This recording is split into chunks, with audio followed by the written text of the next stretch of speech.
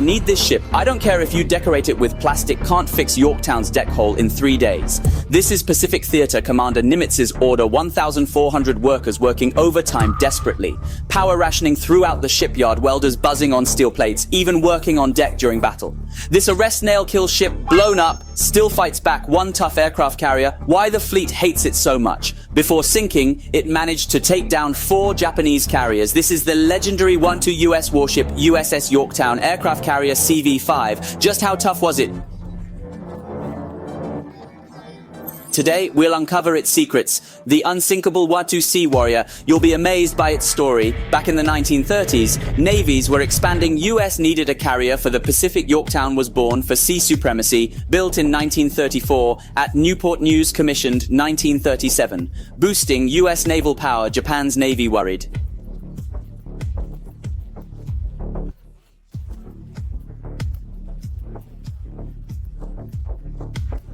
It was impressive. Length 247 m, width 45 m, draft 8 m, displacement 27,500 tons, advanced design, angled deck, catapults, enclosed bow, cutting-edge global tech at the time, 120,000 GP turbines, 33 knots speed, aircraft complement was top-notch, 20 F-4F Wildcats for air defense, 38 SBD dive bombers for strikes, 13 TBD Devastators for torpedoes, mainly for close combat missions.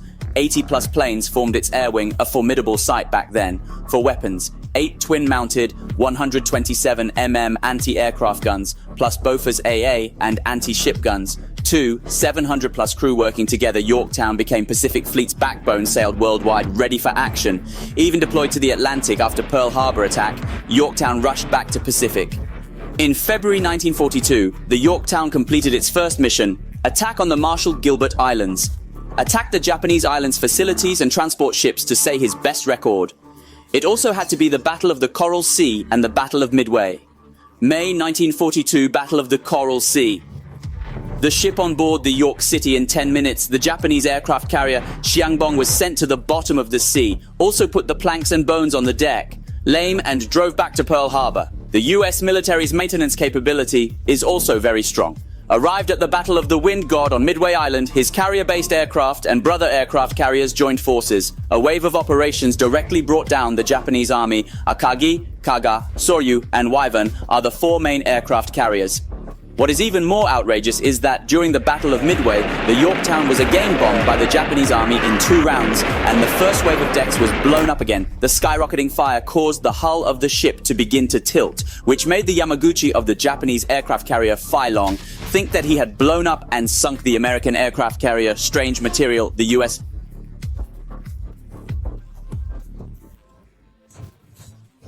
Army damage squadron showed their mastery, and they withstood the fire and smoke on the wooden deck. They simply pulled the aircraft carrier back from the Ghost Gate before the second wave of Japanese bombers arrived.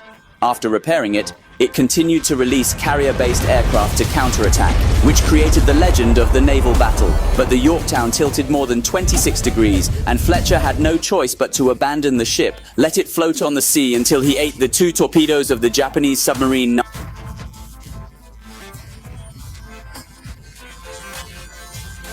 68, which finally broke and sank this heroic aircraft carrier that makes the United Fleet hate it to the very much. He is not perfect, and the air defense firepower is insufficient. The armor was too thin, and these defects caused him to suffer a lot of losses under the bombardment of the Japanese army. Later, the US Navy renamed the Essex-class aircraft carrier CV-2, which was under construction. The USS Yorktown, the F-6F that took off from his deck, was in the air, raging the Japanese army on the verge of battle, and thus continued to play a big role in the Pacific Naval War. So briefly, Judge, what do you think the Yorktown can rank first in the world of World War II aircraft carriers?